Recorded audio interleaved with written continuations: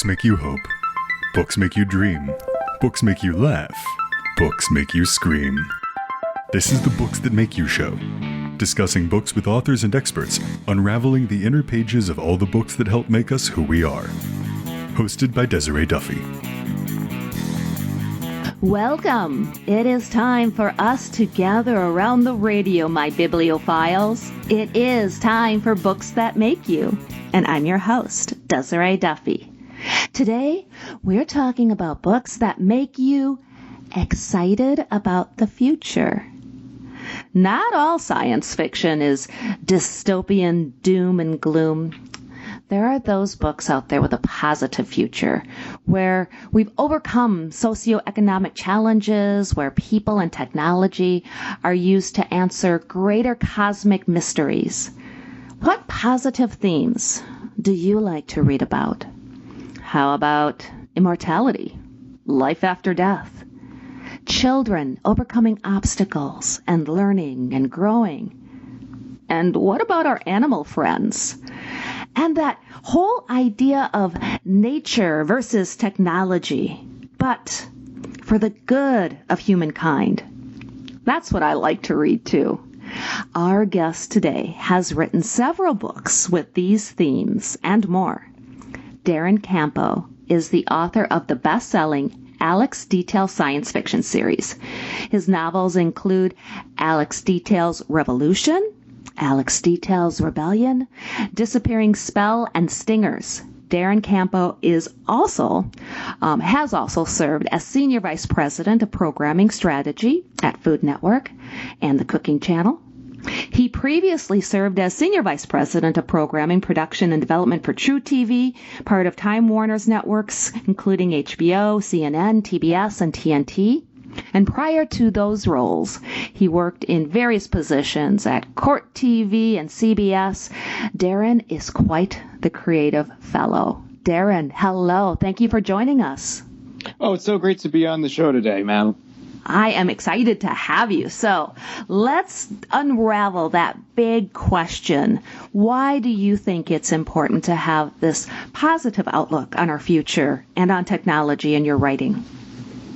Well, I think everybody is looking for a higher state of consciousness. And one of the ways that you can get into a higher state of consciousness is by doing things that you are really enthusiastic about. And so whether I'm teaching at NYU or dealing with colleagues or writing, I really feel like in the entertainment business, we're in the mood-raising business. And I grew up on things like Star Trek, The Next Generation, and reading books about science fiction worlds where there was kind of an intersection between where science had taken us and a lot of spiritual ideals. And I think that what we're seeing now and what I'm really interested in is the intersection of science and spirituality and the way it's manifesting in our everyday lives. That's really interesting because there's so much sci-fi that tends to be a downer.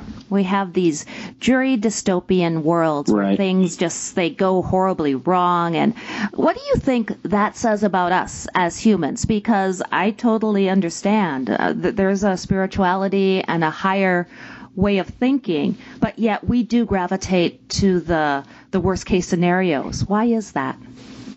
A lot of the function of entertainment, whether it's like a dystopian future world that's, people are just trying to survive in, or even of a lot of the very popular crime programming, is kind of a balancing for what's off in the world. So if there's something in the world that is making people fearful about something, you'll start to see it reflected in entertainment. And the function of the entertainment is to help you feel better about what you're dealing with in real world. And we saw some very tangible examples of this, like after the financial crisis in 2009, we started seeing a lot of nonfiction shows about self-reliance.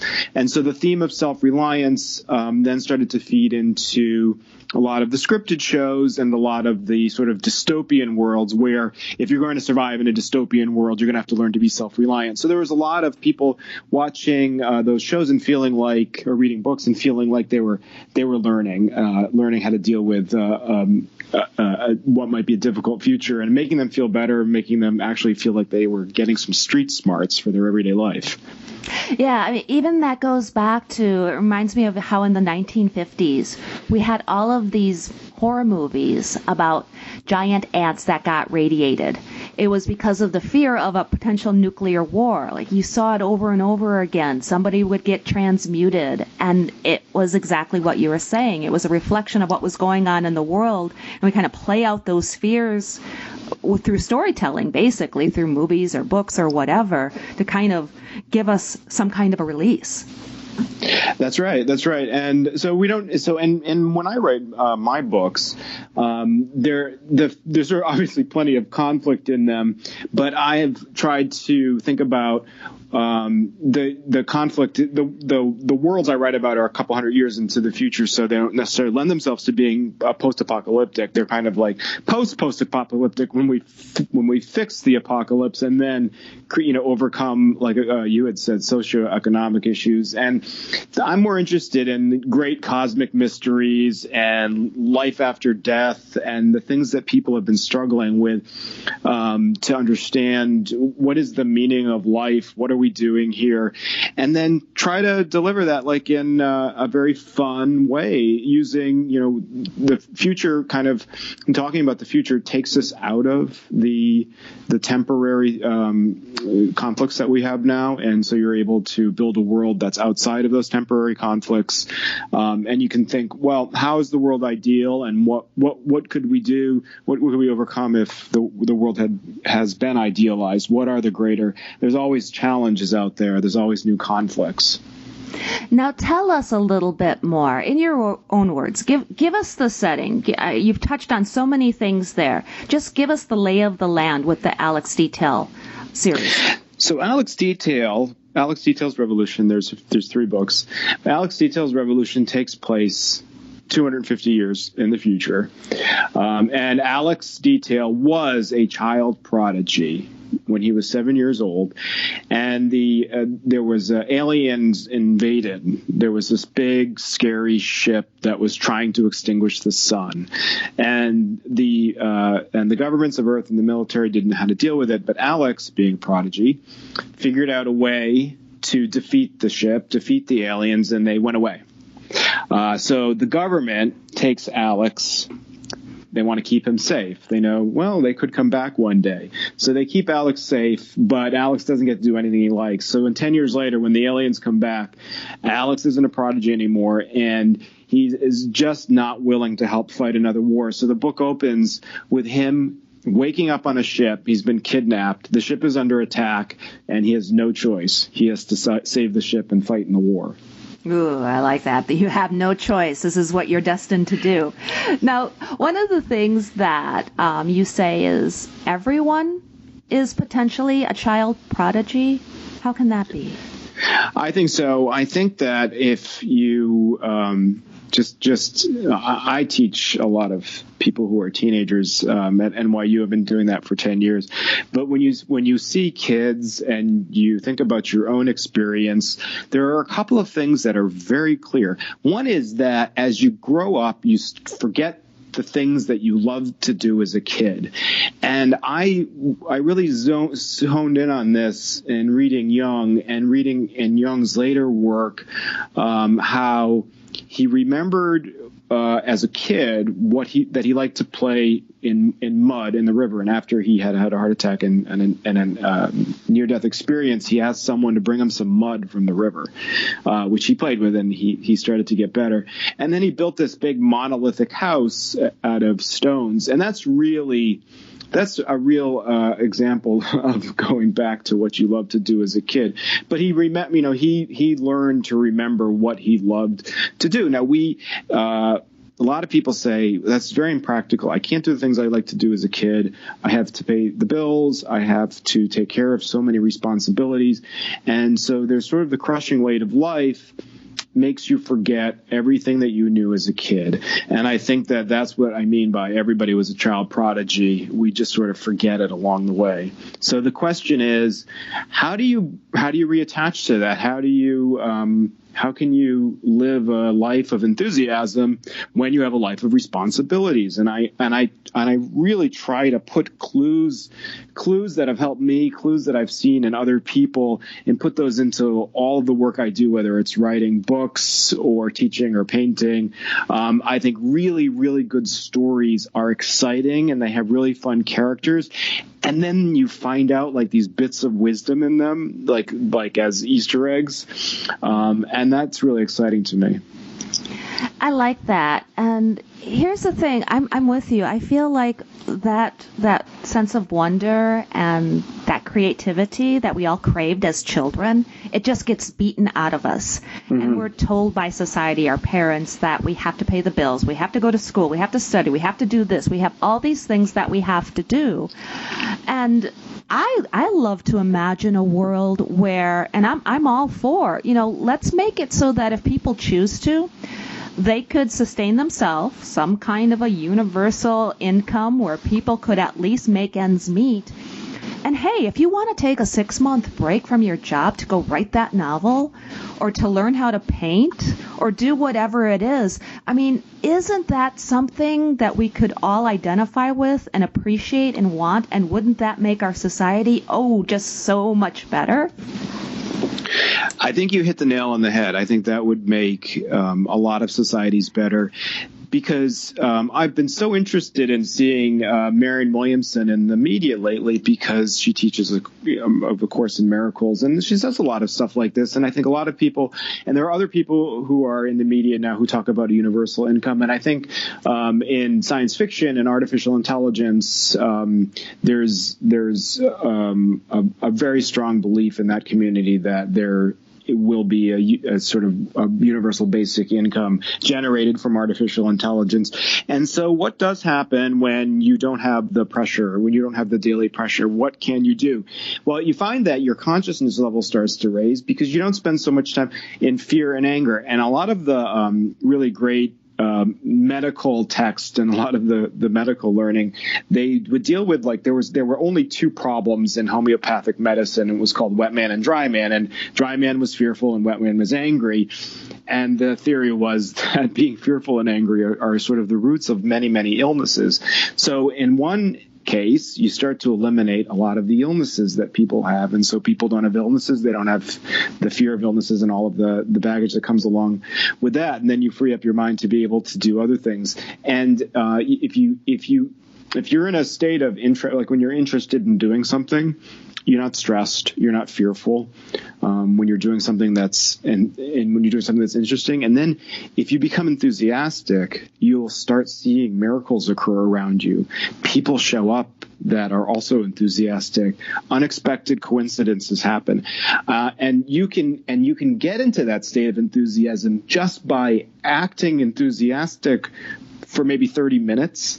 And I think everyone should give it a try. It won't hurt you. But you really can. That's how you go up to levels of consciousness. You can't stay there without some effort, but you do have to find something that you like to do and do it for 30 minutes. So you don't have to leave your job. You don't have to, go away for 6 months. Hopefully that'll be an option at one point in time. But just try doing something for 30 minutes and see what happens. Oh, I like that. Now, as a instructor, do you do things like that with your students, or are those some of the projects that you do with them?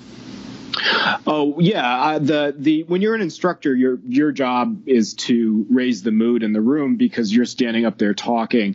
So you need to, there's some people that you're around that make you feel better because they're in the room, they're enthusiastic, and there's some people that kind of are grumpy or not in a good mood and whatever, and they can make you feel down. So as part of an instructor's job is to raise the mood a little bit. And if you raise the mood a little bit, it's very infectious. And then we do things in the class which hopefully lead to the students being able to have, use their raised mood to make projects. And a lot of what I teach in the business of producing is creating entertainment content. Now, clones are a big part of your book, too. Can we talk about that a little bit? Oh, yeah, sure. Well, so the clone in Alex Detail's Revolution, the governments, they like to play it safe. So they kidnap Alex because they want him to fight a war. But they also realize, Alex might not always be able to be the prodigy he was when he was a kid. So they make a clone of him. They don't tell him about it, but they make a clone.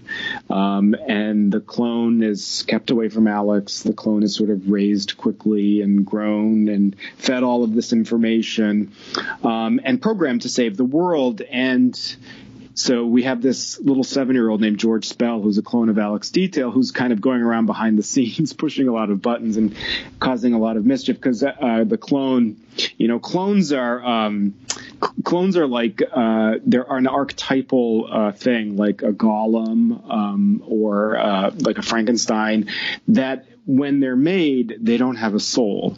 And so the function of the storyteller is to take the bad guy, to take the clone, and to figure out how they do what they're meant to do and then how to give them a soul. And I think it's so it's so relevant now because we talk about artificial intelligence and we talk about general artificial intelligence and consciousness and what's the difference between real intelligence and artificial intelligence, and then what's the difference between real consciousness. That's an amazing topic to me, too. I mean, if we're creating AI and it becomes self-aware, does it have some kind of a soul? And it begs the bigger question, what is the soul? What is that? Well, the way I explored it a little bit in one of my books with Alex Detail's clone George Spell, because it actually bothered me as the writer that I created this character that was kind of a machine, a human being who was a machine. So in part of the book, his mother, who would be his biological mother, takes George, and she spends some time with him, mothering him, and she can't quite figure out what does it take to make this sort of clone of my son a human with a soul, and she thinks maybe I can do it. And then she has this idea because she sees the George Spell, the clone, interacting with a cat. And then the cat's in trouble, and then the cat's going to be put to sleep, and something snaps inside the clone, and he saves the cat, and in saving the cat, he saves himself, and he becomes a human. I love that. What a wonderful Save the Cat moment. I love it. Save the Cat, right out of the Save the Cat book. Exactly. Now, you do have a soft spot for animals. Sure, of course. Yeah, talk about that a little bit. Well, I live in New York City, and we go outside. I walk my dog Dixie at night in the park, and she meets all her dog friends, and it's such a high concentration. You see so many things. So you see so many people that with their dogs, but all of these dogs are out in nature, interacting with each other. And I first realized, this is their Facebook feed, and their selfies when they're marking their territory and saying hi, and the way they interact with each other. But it's really there's a much anyone who has pets knows that there's a much higher intelligence at work there. The way they communicate through smells and body language and things that we don't know about is much more sophisticated than our verbal communications. Cats only meow at their kittens and other people. They communicate in other ways, and dogs only bark when something needs immediate attention. Otherwise, they have much more sophisticated ways of communicating. And then I started really getting interested in honeybees and how swarming insects communicate, because honeybees have a very complicated way when they find food and they come back, and they do a little dance that sort of decodes where the food is located. So they communicate that way, but they also communicate when they're in swarms, and it's a really high kind of communication. It's almost like their computer running software. Absolutely fascinating. Yeah, that was just proven to be true recently in 2005. That was a theory for many, many years that that's what they were doing when they were doing these little dances. And they were able to basically map it out and say, yeah, this is what the bees are talking about. Right. So that sort of intelligence that, it's so easy to find in your love for your dog, and but to see it just when you start seeing it in insects and in other life other forms of life, it's really awe-inspiring. And I think that sense of awe, again, if you can capture that sense of awe somehow in a story and convey it to someone else, you've done a really good service, and you've entertained them, and you've put them in a higher state of mood. Maybe you've even got them interested in so many and other things. Again, when I go back to that, spend 30 minutes doing something you're enthusiastic about. Sometimes it's hard to find something you're enthusiastic about. People, the follow your bliss wisdom is out there, but people are like, I don't even know what my bliss is anymore, and how do I figure it out? And one of the ways to figure that out is just when you're reading books, when something is just interesting, there it is. That's the clue. You've got to stop and pay attention to it. Like, what was it that just got me so interested for a second? Ah, yes. Now, this idea of nature versus technology, I love that theme, and I know you do too. Can you talk about that? Yeah, so I think let's talk about it in two ways. Let's talk about the bees. I have another book called Stingers, and Stingers ties all together some of the things we've been talking about: child prodigies, nature and versus technology. And in Stingers, there's a group of child prodigies that were meant to fight a war with the government, and they don't have weapons. They don't have, military arsenals that we think of, but they do have their musicians, their child musicians, and they use their knowledge of music and musical frequencies to communicate with, in this instance, swarms of honeybees. And they use these swarms of honeybees to basically win a war against the military.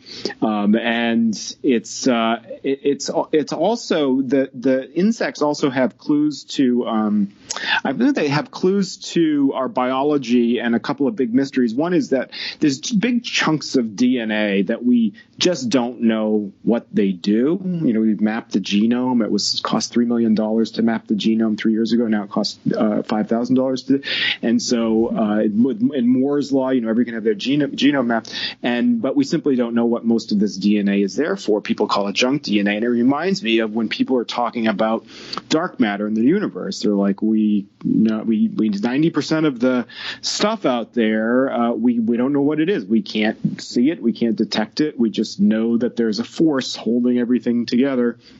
So there's some gravitational force or something. And these things, I think they're holographic. When you see big things, when we see these big things that we don't know about, they're clues to that there's a lot more going on that we can't see or sense. Exactly. That dark matter, that junk DNA, so to speak, it's got to be doing something. And it's interesting, too, when you look at how societies evolve. There are different types of societies. And, not to get too murky into the different types of philosophies, Marxism, capitalism, etc. But it is interesting how insects, for example, honeybees or chimpanzees or herd animals, how they reflect certain aspects of society that we have constructed. Yeah, that's right, and also how they reflect certain ideals that we try to achieve, and one is empathy, and we don't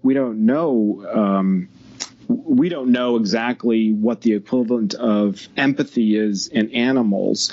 We do know it's very hard for humans to have empathy, but when we do, and we're able to see things from other points of view, it erases a lot of conflict in everyday life. And so part of the ideas that I had in the large strands of quote unquote useless DNA and the dark matter in the universe was that they were encoding something. There was some information, and we just didn't have access to it yet. And in Stingers, it is actually the information in all of that DNA are the memories of everyone who has lived before us. And so in that way, if you could access it, you would have some form of immortality. You would have erased the loss of loved ones because you know that their information still exists. It exists within you. You could access it. And also, I think it's something that it's, the idea that there's sort of all the information from anything that's ever happened is imprinted in the universe.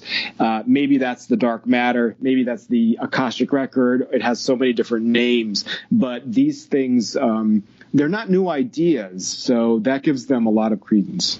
Yeah, and I agree. I mean, if there's something there, our genes want to survive. And Right. I know that they don't necessarily have a will, or maybe they do, but that's what's happening. It's our genes trying to battle it out. And if there's something that's hidden inside there, that makes perfect sense. That explains so much.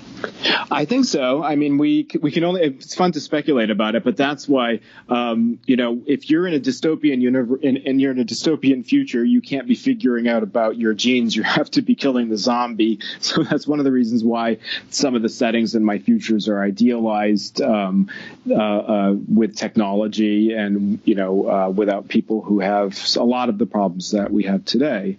I also think that going back to the dogs, and our pets, that there's a great mystery there. Humans are definitely aliens on this planet. Everything else on this planet fits into its environment perfectly. We're the only the ones that need, clothing and to cook our food and all of this sort of thing. So it's pretty easy to see the difference. But then you see, we have these dogs around us, and for some reason they're helping us out. They put up with us. They stick by us. The term man's best friend, I guess, didn't come from nowhere, but there's such a mystery in why the dogs are doing what the dogs are doing, and I'm really fascinated by that, and I think that's going to be the focus of some of my upcoming stuff. And I like how on your website you have I guess it's like a story, a comic strip about all dogs going into outer space and and Dixie's in there too. Yeah, that's great. I don't want to say all dogs are. We'll see you in heaven, but I tell my dog, we'll see you in outer space one day, so don't worry about anything. But that's been a revelation to me, in watching how all these dogs interact with each other. They kind of know each other from some cosmic mystery. Yeah, they do. And it is interesting how our evolution seems to be tied to them. How if you look back at when dogs were first domesticated and they came from wolves, how then the trajectory of humanity also took a turn for the better. It helped us. They helped us hunt. They helped us form societies. They helped us in so many ways. So I think maybe you're onto something there. Yeah, and they helped us also survive through some plagues. They dogs and cats were keeping away the critters that probably would have exterminated us at some point. Ah, very true. Very true. So tell us, what are you working on next?